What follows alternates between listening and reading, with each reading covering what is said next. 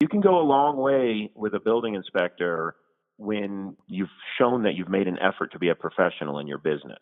I mean, we see the best and we see the worst of the people in this country trying to, complete this construction. And so often we show up with our guards up. Welcome to Pro Tradecraft's Career Toolbox. I'm Fernando Pages, and I'm here to help you turn your day job into a career. Today, we'll be speaking with Glenn Mathewson, Dean of the BuildingCodeCollege.com. Stay with me.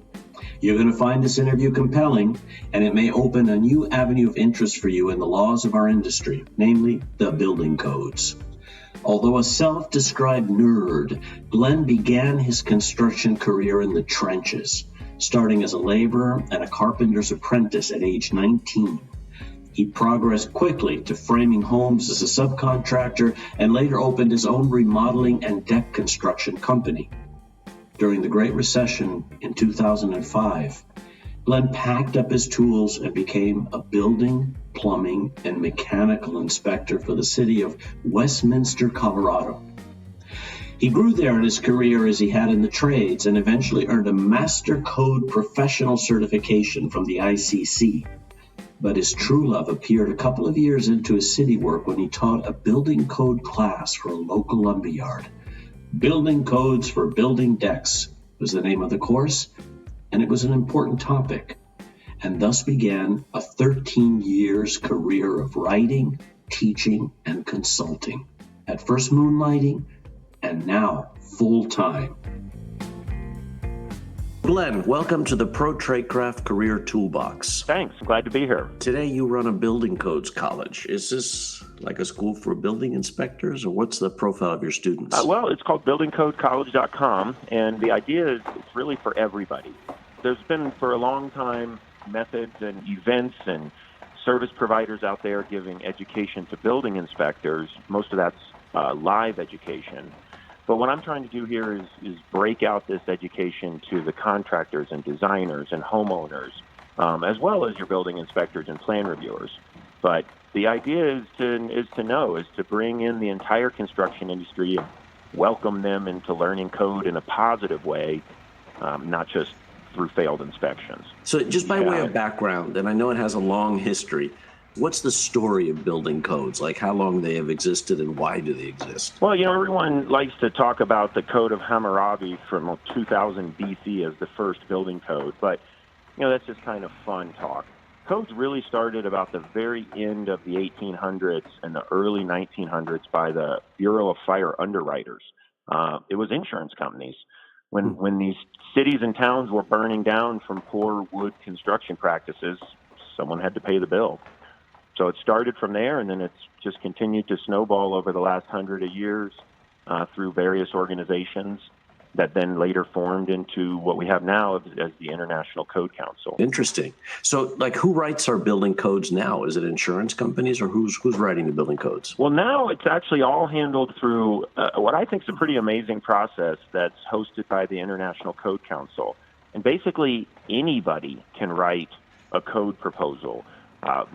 There's not even an age limit. My 17-year-old daughter, if she had a great idea or maybe a bad idea, she just has an idea to share to the process, she can go online, and it's all done online now, so you can do it from the comfort of your home and put in your proposal. It goes through a number of different processes from there that take over a year and include 2 different hearings, but it's all transparent and it's all open to everybody. I confess that until I did a short stint as a building inspector back in 2008, I always thought of the building inspector on the job site as a cop. Someone that I didn't really care for. I feared maybe, but not really respected. You have a whole different take. Tell us about a contractor's role in relating to the building inspector. Well, the way I see it, and I do know what you're saying, unfortunately, in this industry of codes, a lot of the inspectors, in the way they act and their mannerisms, lead people to having the feelings you had before. But my take in it is that a building inspector is really just another trade partner to the builder. I mean, the one doing the work and actually putting this together, quite frankly, they're the star of the show. And they're going to hire designers, and they're going to hire plumbers and framers and all types of different subcontractors and trade partners to complete this work. And really, the building inspector is just another one of those partners there to help and be a part of the process. You know, unfortunately, they are looked at in a negative sense, and I do have to blame the industry itself for some of the heavy-handedness that you see out there. But the inspector is just another person to help make the process smooth and to make the project safe and meet the standards our society expects. So what would be a good relationship to establish with the building inspector? Like if you were back now as a general contractor, how would you relate to that building inspector? Let's say he's a real SOB. How would you relate to him? Well, one way would be through education. I would certainly not allow myself to feel at their mercy or feel belittled by them. What I've come to learn in being in the inspection and municipal building authority field for 15 years is that, you know, these folks are just regular folks, these inspectors, and they have a lot of pressure on them to sort of be this expert out there with all the answers. Sometimes they feel insecure that they don't know all the answers, and so they might have a tendency to bully around or not like to talk about the subject because, you know, quite frankly, they're not completely confident in what they're doing. I think that it helps to realize that they can't be expected to know everything. These code books have grown to enormous sizes, and the codes are no longer just about life safety. They're about society's expectations of the built environment. So one way would be just understanding that they're just people doing their job, that they have a limit to what they know, and they have a lot of expectations on them. And so speaking to them just normally, as I would to another person, with respect, the respect I would speak to anybody, and then making sure that I myself have taken the responsibilities that I need to have to do my job well, and not just counting on them to be that guidance. You can go a long way with a building inspector when you can talk the talk and you've shown that you've made an effort to be a professional in your business. Building inspectors tend to see, we see the best and we see the worst of the people in this country trying to, complete this construction. And so often we show up with our guards up. I guess a little like a cop that sees the worst in humanity almost on a daily basis because you're called out to deal with it. So I guess there would be a little bit of a predisposition to expect the worst as a building inspector with all that you see. Yeah. And the other thing is making the inspector's job easier.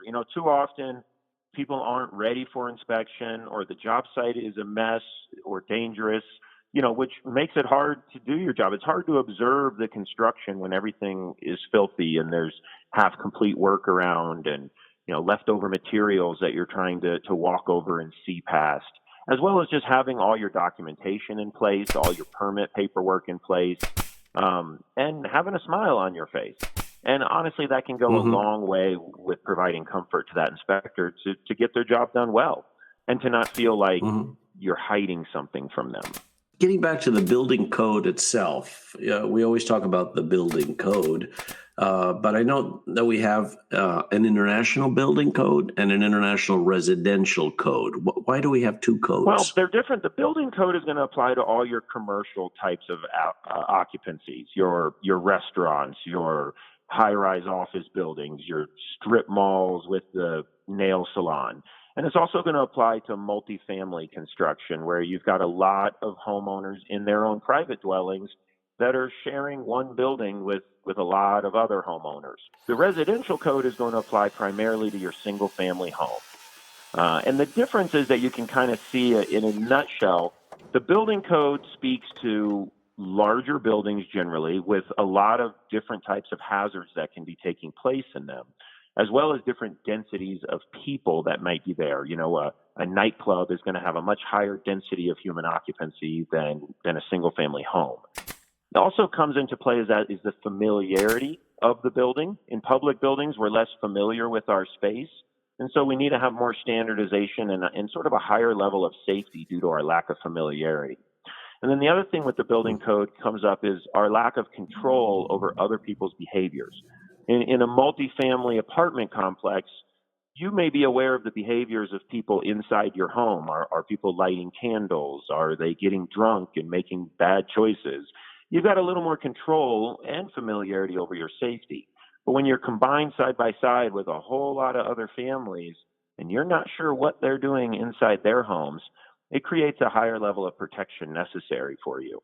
Whereas in the single family home, these are our nests, these are our castles. They're very much our private places where we'd like to express our American freedom. And so the rules are relaxed a little bit when you look at the IRC compared to the IBC. And it's for that freedom of design and freedom of your own space, as well as the increased familiarity. Now, I have always associated new building codes with higher costs and doors just slamming shut on favorite building techniques. But I know that codes also open some new doors. How do the codes facilitate the use of new methods and materials that may come along that may actually prove advantageous? I mean, I have to admit that, as we continue in human progression, we learn that sometimes our past had mistakes.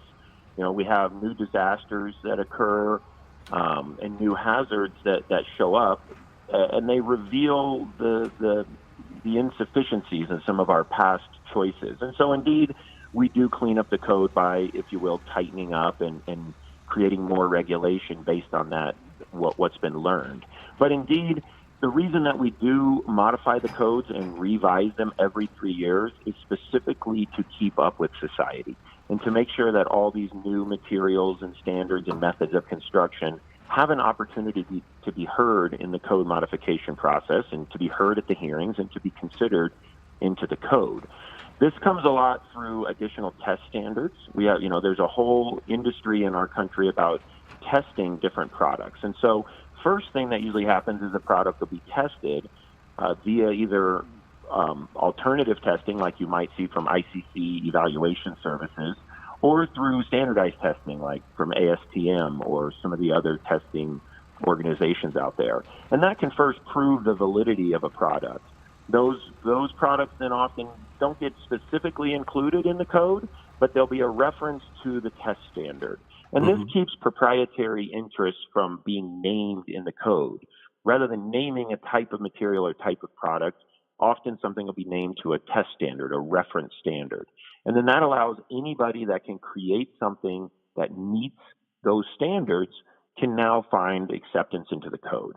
And then even when we don't have that complete standard written in the code or the type of product written in the code, everything can be looked at as what's called an alternative means and method.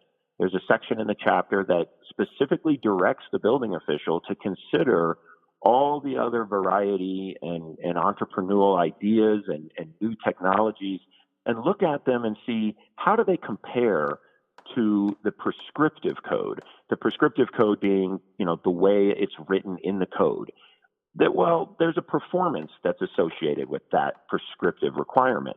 And so building officials are directed to evaluate other types of materials and designs and see if they're equivalent to that same performance. So through all those different ways, the code is very, very open to all of this progression and new technologies. Unfortunately, I think what the industry sees is it's the people that create the barriers. It's the building official that is very close-minded in what he believes or she believes will work, or quite frankly, wants their job to be very easy and doesn't want to have to do the research or the evaluation. And so we see a disconnect there. The code is very open to all of this, but sometimes the people administering it end up being the barrier. With that, there's a little bit of interesting anecdote to mention is that in the 2018 IRC, that section directing the building official to review and to look over alternative means and methods, there was a statement added that states that when the building official doesn't approve an alternative, they can no longer just do so without giving an answer or a reason. They're directed to state in writing why they are not approving this alternative method of construction. And the idea is that that's going to put a little bit more responsibility on them to take it more seriously and not just give a passing no because they don't want to consider a yes. So that I suppose that question has to be answered in a technical sense versus just simply, in this community, we will not allow such a thing. Exactly. And, that's what the building code modification process is for, is to give people a voice. And so there was a voice coming from the contractors and coming from the wider construction industry saying, we're sick of getting the answer, not in my town. Mm-hmm. And so now the building official is, guided to actually have to provide a little more professional answer if the answer is no.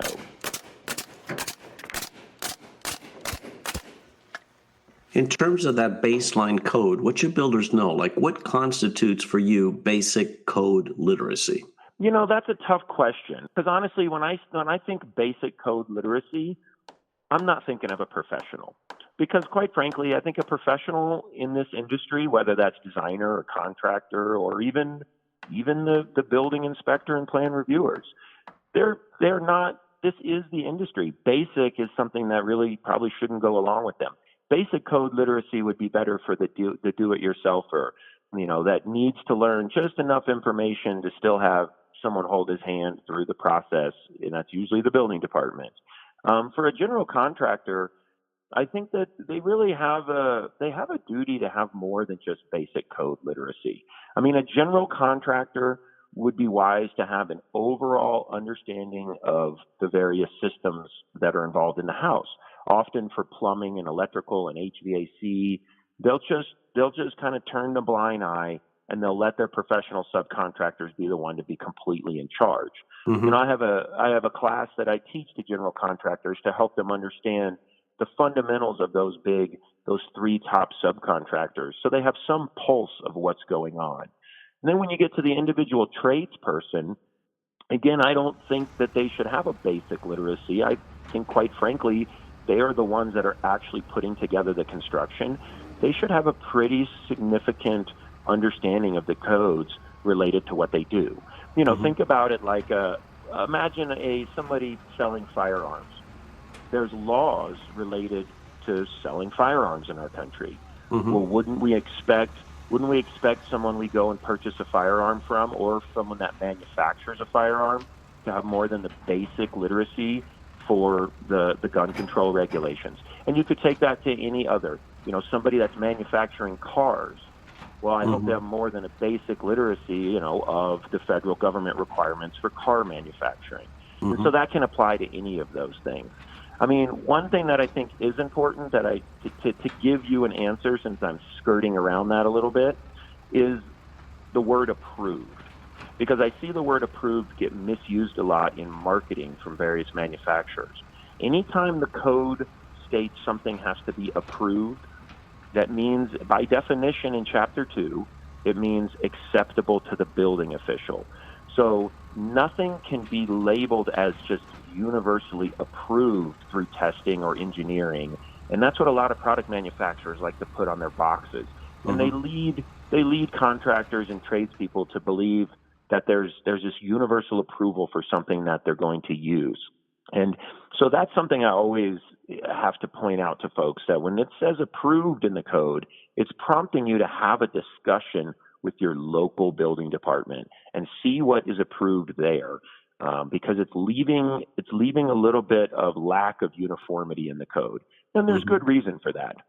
But that would be a very basic bit of code literacy. I'd also encourage people to go over the defined terms in Chapter 2 of any of the codes they're using, whether that's the building code or residential code, because Chapter 2 is going to define words in a very special way than the normal definition you see out there in the English language. Can you give us an example, like an example from that word definition that could cause some confusion between a building inspector and a contractor, and maybe, I don't know if you can append that with some mistakes that could have been avoided if the contractor had known or understood the code a little better than he or she did, maybe from your work as a building inspector. One that just pops up right for mind is the definition of a stair. When we think of a stair or a stairway, the average mind goes to a long stairway, walking up to the second floor of a house or maybe halfway up to a landing. However, when you go to the code definition of a stairway or a stair, it is simply one change in elevation. So for a deck, for example, you can have one single step between a lower level deck and step up one step to an upper level deck. And so that single step is now a stairway. And that's going to include any of the other provisions that speak to stairways, such as required illumination or required landing at the top and bottom or required nosing or things of that sort. So that's one example that comes out. And then also I would say a very common one is the difference between a guard and a handrail. Very often I'll hear people refer to building the handrails around their deck. Well, those aren't handrails being built around the deck. Those are actually guards being built around the deck. A guard is to protect from a high and elevated fall hazard, whereas a handrail would only be found going down a set of stairs or beside a ramp. And the handrail is very different. It's meant for the purposeful and intended grasp of that occupant to just assist them as they ascend or descend this stairway. And so people will often get guard and handrail mixed up, which then means they're not getting the codes. The codes that direct those two things are very different. Even though at the side of a stairway, you can have a handrail built into a guard, they're not the same thing. One of the things I like to say, I compare them to a peanut butter and jelly sandwich. And I say, just because I say that a peanut butter and jelly are two different things, even though they can be in the same sandwich. And that's sort of the same thing that happens with guards and handrails. They're two very different things, but they can still be designed into the same assembly besides stairs or a ramp. So, for example, a guardrail could be capped with a 2x8 flat nailed onto the top of the posts, but if you use that as a handrail, it wouldn't be readily grippable, and hence it may not meet code. Would that be an example? That would be a really good example, and I'll have to poke a little fun at you. You said a guardrail. Well, technically, a guardrail isn't a thing. It's not recognized in the code. But that's another example of, even in our conversation, and even I catch myself sometimes saying guardrail. And the code purged that term rail in the 2015 edition to make it very clear that it's just a guard. And it does not have to include a rail. A bench seat can be a guard. A built-in barbecue countertop at a deck can be a guard. A half wall could be a guard. So that's even another little thing in just the common language that can mislead folks to believing that the guard has to be that typical rail type of design. But indeed, you're right. The guard down the stairway could have a flat cap on the top that's not able to be grasped by the average hand very easily. And then it could have an additional handrail put on the inside below that. And that would be the portion that's a handrail. Or you could design the guard so that the top of the guard functions as a handrail. They can either be one and the same or a handrail attached to a guard.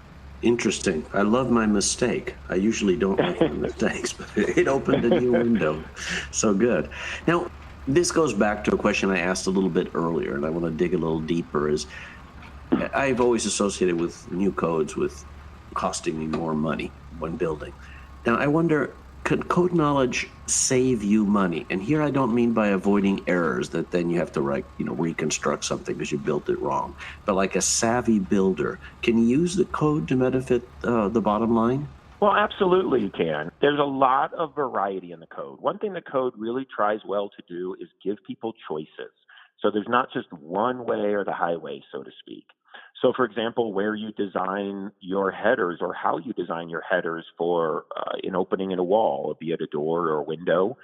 The past, when I was a framer 20 years ago, we just nailed together as many plies of the header material, say a 2x10, as necessary to fill the wall. A 2x4 would get 2 plies, and a 2x6 wall would get 3.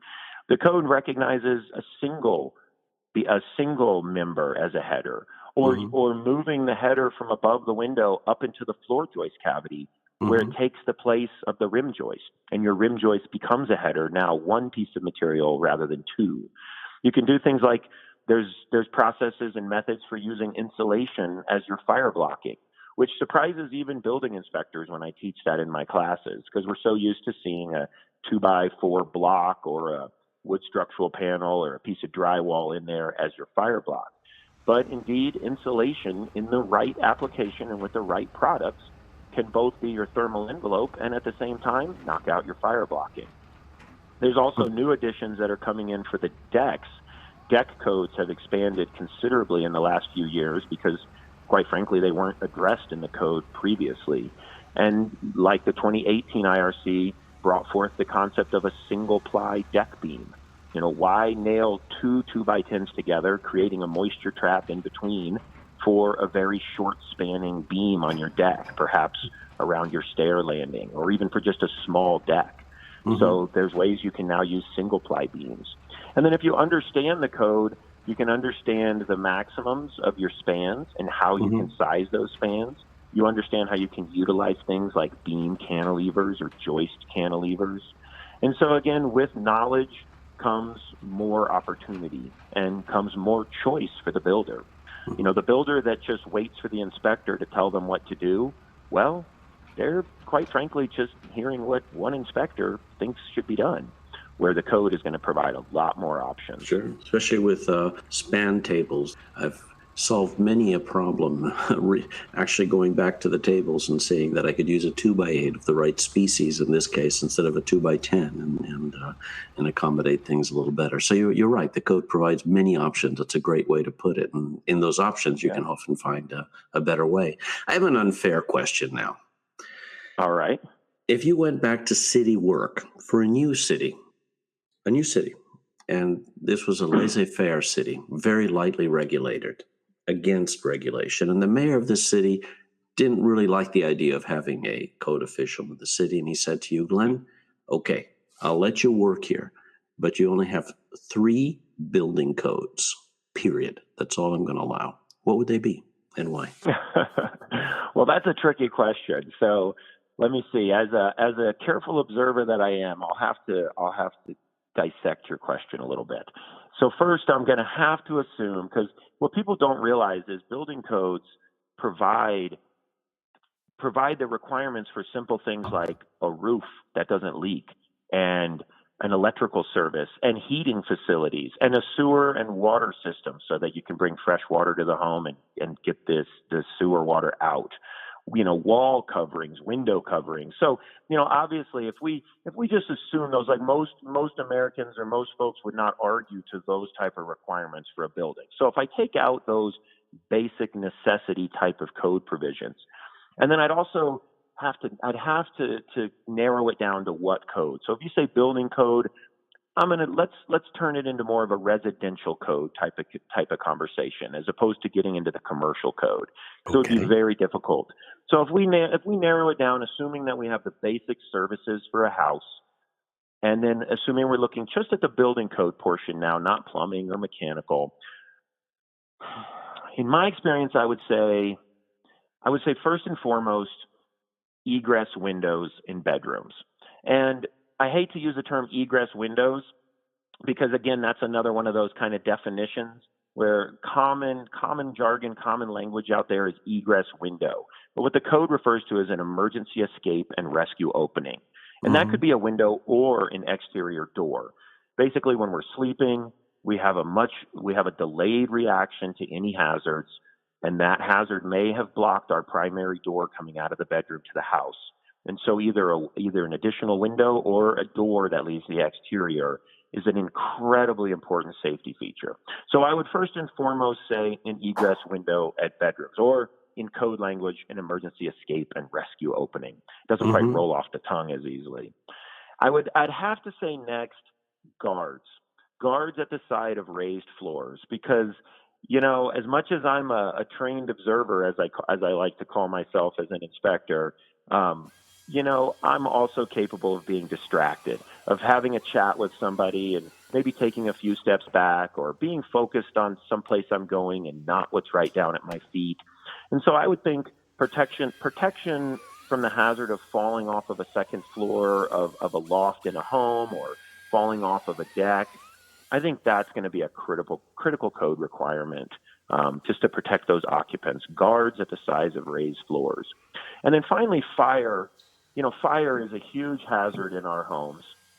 And I address that with the egress window. If there's a fire in our home and we're awake and aware, and we have the basic idea of at least one exterior door. Again, I'm assuming we've already assumed that the market's going to give people an exterior door from their home. Then, we're probably relatively protected, or at least we have an awareness to get away from the fire. If we're sleeping and the fire occurs, we've got our egress window.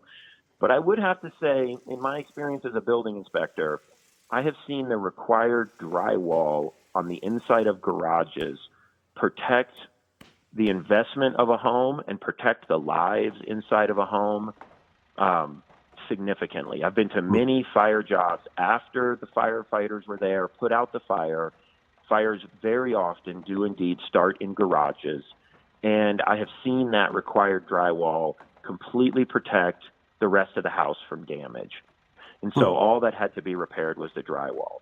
And so protecting someone's home, that's our greatest investment. We do have insurances, but still, to lose all your personal possessions, to lose that space you have on this earth, beyond losing your life, obviously, but even if that were saved, I think that's something that's really worth protecting. So in a quick thought on it, I'm sure that there's plenty of other important ones that later I would look back and say, oh, I should have said that. I'd say those are going to be important. So a emergency exit, guards, so you don't inadvertently fall off your second story, and a fire block or fire break between the garage and the house. It's funny because I went along with you on the first two, but I would have said smoke detectors as the third. Smoke detectors came through my mind, but again, having that, I think if I had to pick smoke detectors, if we can have the drywall in the garage, then we're restricting the rapid spread of that fire. Mm-hmm. And then if we can have the egress window from the bedroom, we have our way to get away from it in a delay. And the sad thing about smoke detectors is that the government can require people to have them, but if the people don't maintain them, they don't test them, they don't replace them, and my gosh, they don't change the batteries, then it just defeats itself. So many people in this code industry believe that the end-all safety is the enforcement of the codes on the free American people. Come to their house, force them of what they must do, and then leave. But I always say the most dangerous thing in a home is the occupant. So more than being a code enforcement officer, I would encourage that these folks work on being a code education officer. Because if you can require the smoke alarms, but also educate and explain the importance of it, and if you have trust where your citizens trust you and believe in what you're doing and are thankful for your services, well, that's the way you're going to protect them the most. So smoke alarms are too easily defeated by the lack of trust of the people to the codes. Fabulous. I'm glad of a second mistake. You're a very unique person. You make me happy to be wrong because because what you provide in the way of new understanding is fabulous. Any parting words for our audience? Our listeners are basically people that are on the job working and aspiring to make a career out of the trades that they're spending their days now doing. Any parting words of wisdom? Yeah, I definitely have parting words. I probably have a lot of parting words to go with this. But I think the first and foremost is that the code is everybody's code. It doesn't just belong to the code industry to be used as some sword to cut everybody's heads off. The code is for all of us to use to step up on and to make greater the work that we do out there. A contractor that understands the code and knows that it's theirs, they're going to be more in charge of their construction, and they're going to be more in charge of the quality, the safety, and the overall sufficiency of the work that their two hands are building. And so, as opposed to counting on the building inspector to just take care of that for you, that quite frankly, the building inspector is a government employee. And as much as there's some great building inspectors out there, many great building inspectors out there, there are a lot of them that are just going through the motions of a job. They get to leave work at 5 o'clock every day. They get great benefits. it can be an easy job. That's why people sometimes take government jobs. And so it's important that contractors realize that they're there to assist them as a third party, as another set of eyes to help them make sure their project is done well, but that they should take a hold of it themselves. They should also understand the code is a bare baseline, and knowing where your baseline is, you know when you are building above that. And of course, I always encourage to be able to build above code if it's something that your client is desiring and they want to be able to have that additional investment. The code really belongs to the contractor, belongs to all of us. And I also encourage contractors to get involved with their nonprofit organizations that are related to their industry. If it's a home builder, then maybe that's the National Association of Home Building. If it's a deck builder, maybe it's the North American Deck and Railing Association. Whatever it may be, if it's a plumber. There are trade associations for all of these industries. And those trade associations collect the voice and the experience and the knowledge and information that comes from actually installing plumbing, and that comes from actually having to build a house. And then they can bring that knowledge with representatives to the code change process, and they can put that voice in the creation of the code. And so those are many different things I would encourage, but it's overall just a positivity about it. Don't let one negative inspector with a bad day give you a negative opinion of the code as a whole. So, by the way, Glenn, I've been on your website, and I can recommend it highly. Anyone of listening could get a free sample of one of Glenn's classes at his website at www.buildingcodecollege.com. I watched 2 of them, Glenn, and they're very good. You have a very nice presentation, easy to understand. It's not at all dry. It's interesting. And it brings the code alive, not just in terms of reading legal jargon, what you should and shouldn't do, but rather it brings the code alive through an explanation of the why and how it applies. And so I think it's useful. It makes it very easy to remember what's otherwise pretty dry reading. So excellent work that you're doing. I really, really appreciate it. And it was great to have you on as a guest, Glenn. Yeah, thank you. I'm glad I got to be invited. And definitely let everyone know that they can use the coupon code WELCOME, and they can take any one of the classes they pick for free. Wow, I might take you up on that coupon code myself. Okay, Sounds Glenn, good. well, thank you so much for being a part of the Pro Trade Craft Career Toolbox. I think you have some good homework now to do. Our listeners always get a little bit of homework at the end of the session.